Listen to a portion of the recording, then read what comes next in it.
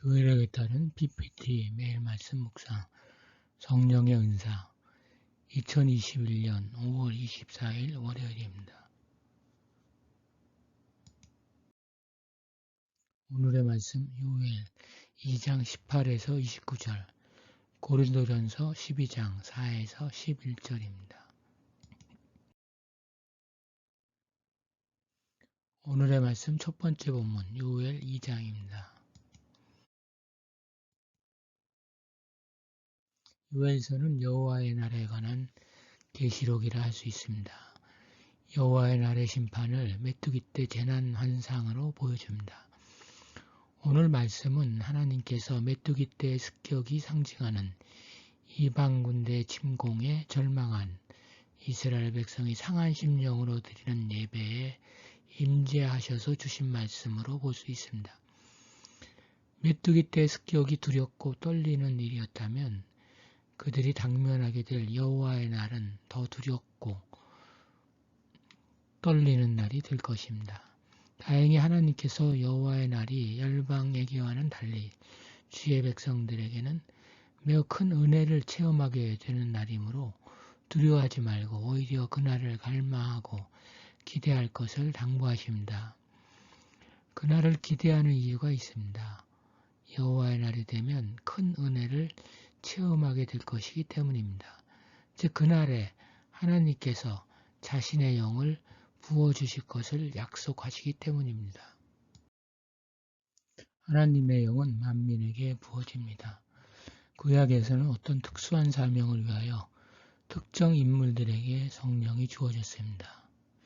하지만 여기 만민에게라는 말은 그야말로 종족과 연령, 성별과 계급을 초월해서 누구에게나 란 말입니다. 그렇다고 언약 밖에 있는 불신자들에게도 성령이 주어진다는 말은 아닙니다. 성령의 부으심은 하나님의 언약에 대한 수용이 전제됩니다.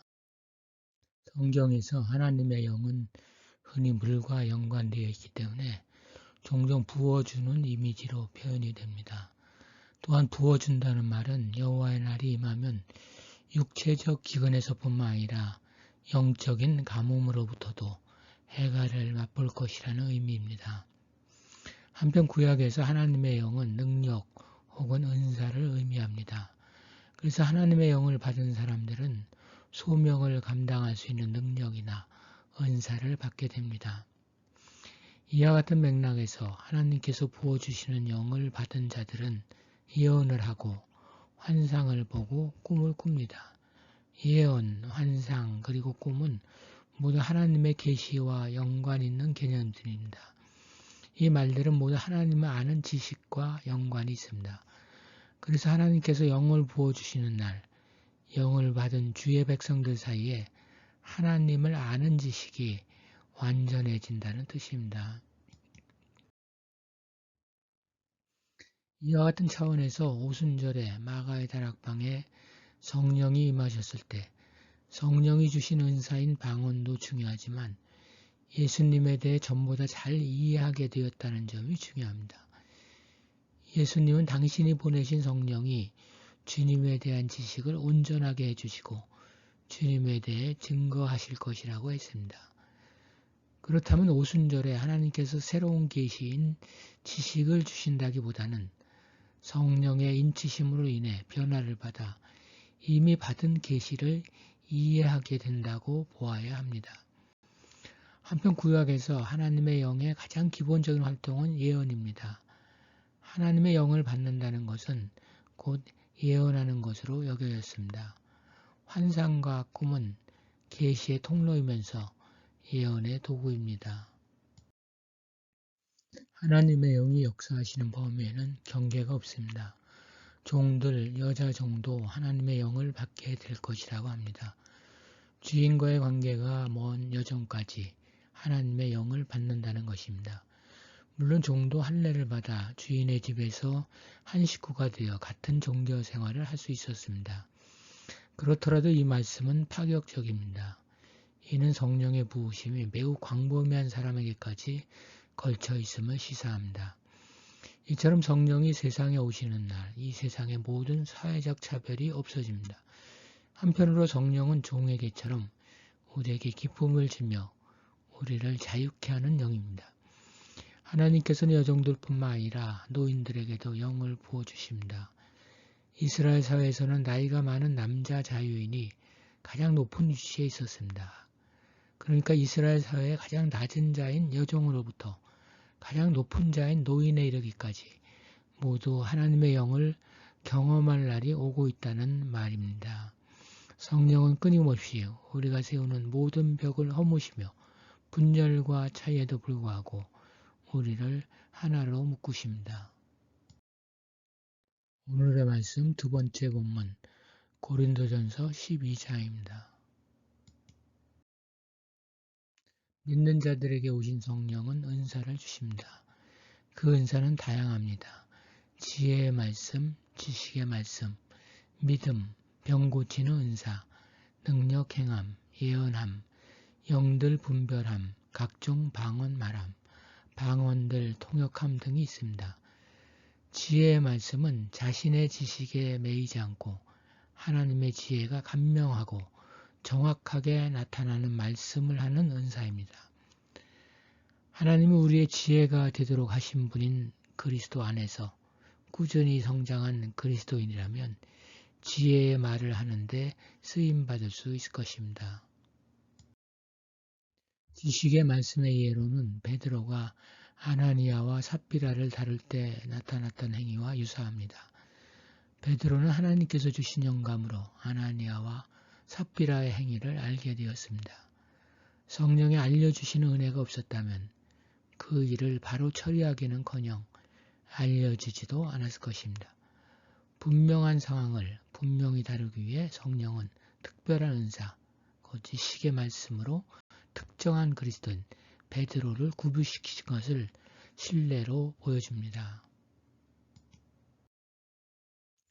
믿음의 은사에서 믿음은 하나님의 성품을 바라보며 하나님의 약속을 확고하게 붙드는 것입니다. 모든 참된 믿음이 그렇듯이 이 믿음의 은사는 당면한 상황을 넘어서 보이지 아니하는 자를 바라보며 겉으로 보기에 불가능한 상황에서도 하나님은 동요하지 않으실 것이라는 확신을 가집니다. 실제로 이 은사는 종종 기적 및 치유의 은사와 연결되어 있는 것 같습니다. 히브리서 11장에 나오는 믿음의 영웅들은 분명 이 은사를 보여줍니다. 이 은사는 자신이 보거나 입증할 수 없었던 것들을 믿음으로 확신하고 따라서 하나님과 함께 가장 힘겨운 상황을 뚫고 나아간 하나님의 사람들의 삶에서 일관되게 드러납니다. 이러한 예는 언제나 존재했습니다. 예를 들면 조지 밀러, 허드슨 테일러, 윌리엄 윌버포스, 종교개혁 시대의 순교자들 또한 유명하지는 않지만 동일한 믿음을 보여주며 끊임없이 격려가 되는 이 시대의 많은 사람들 등이 있습니다. 능력 행함은 권능의 잠방식으로 하나님의 에너지가 표현되는 것을 말합니다. 바울은 단순한 치료가 아닌 그리스도의 종이 처한 서로 다른 상황의 필요에 부응하는 온갖 기적 행하는 권능을 염두에 두고 있습니다. 그것은 죽은 자 가운데서 부활하는 것, 마귀를 내쫓는 것, 신실하지 못한 그리스도인들에게 내려지는 심판, 멜리데에서 바울이 한 것과 같은 구조활동 등입니다. 영들 분별함은 어떤 사람이나 장소나 상황 가운데서 악한 영들의 존재와 그 성질을 분별하는 능력을 말한 것입니다. 좀 더 광범위하게 말하면 그것은 아마도 어떤 영적 현현이 어떤 근원에서 나오는 것인지를 인식하는 능력을 의미할 것입니다. 성경은 그 근원을 세 가지로 봅니다. 그것은 성령, 인간의 영, 악한 영입니다. 그러므로 영성이라는 일반적인 영역에서 그리고 여러 종류의 영적 은사라는 특정한 영역에서 성령님은 특정한 경우에 이 세 영적 근원 중 어떤 것이 작용하고 있는지 분별할 수 있는 은사를 주십니다. 그리스도인은 어떤 은사나 사역을 자신의 것으로 사유하는 함정에 빠질 수 있습니다. 은사를 주신다고 했을 때 주시다라는 동사의 시제를 보면 이것이 반드시 특정한 그리스도인이 영구히 소유하고 나타내기 위해 주어지는 은사는 아니라는 것을 알 수 있습니다. 오히려 그것은 몸의 한 지체에게 특정 은사를 구비시키심으로써 특정한 상황에 필요를 채우시는 하나님께 초점을 맞추고 있습니다. 그래서 추후의 환경에서는 하나님이 다른 사람을 비슷한 방법으로 사용하실 수도 있습니다. 하나님은 그리스도교 공동체가 직면한 다양한 환경에서 필요한 것이 무엇이든 그에 필요한 은사들을 끊임없이 새로 공급하시는 것을 알 수 있습니다. 은사가 아무리 다양해도 사람들의 배경과 능력이 아무리 다양해도 그것은 모두 한 분 하나님이신 성부, 성자, 성령의 역사입니다. 하나님이 이러한 다양성을 고취시키시며 그 뜻대로 각 사람에게 나눠주십니다.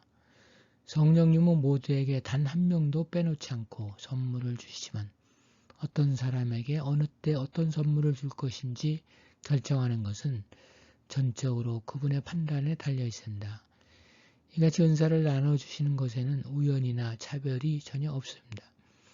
그리스도인은 그 안에 성령이 계시다는 것을 나타내도록 되어 있습니다. 성령은 우리 몸 안에서 몸을 통해 일하십니다. 그리고 그분이 거기서 하시는 일은 실제를 보는 눈이 있는 사람은 누구나 볼 수 있는 가시적인 영광이 생겨나게 하는 것입니다. 성령은 그분의 열매에 의해서뿐 아니라 그분의 은사들을 통해서 자신이 느껴지고 알려지도록 하십니다. 교회가 종종 성령의 공동체로서 신빙성을 얻지 못하는 이유는 바로 여기에 있습니다. 많은 그리스도인이 지역교회 생활에서 그들이 받은 독특한 은사를 나타내지 않거나 나타내지 못합니다. 그렇기 때문에 그리스도교 공동체의 풍성한 다양성이 감추어져 있으며 공동생활은 외부인들이 보기에 다양하고 다채로운 대신 따분하고 체제 수능적인 것으로 보입니다.